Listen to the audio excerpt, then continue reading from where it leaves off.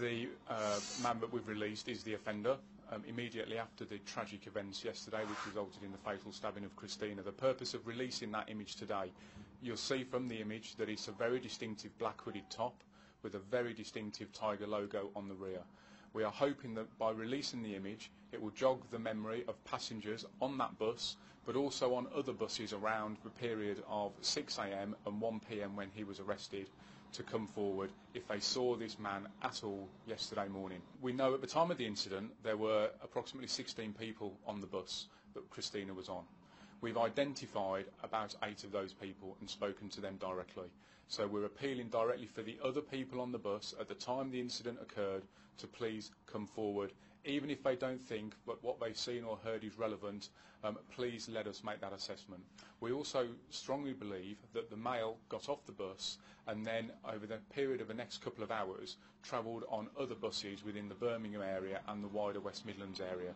So again, if you believe you saw this male yesterday on a different bus after the incident up until his arrest, please come forward and tell us where you think you saw him. The picture was released as fresh details emerged of the moment Christina was killed.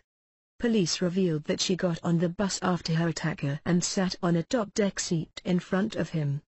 He then waited until the bus grew close to the next stop, pulled out a knife and stabbed her in the chest before getting up, walking downstairs and waiting patiently until the doors opened for him to disembark. Today, West Midlands Police took the unusual step of releasing a grainy image of the suspect getting off a bus in the area around the time of Christina's killing.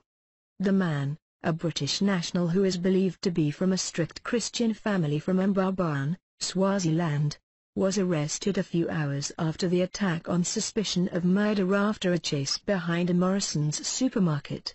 Police say they are not looking for anyone else in connection with the attack.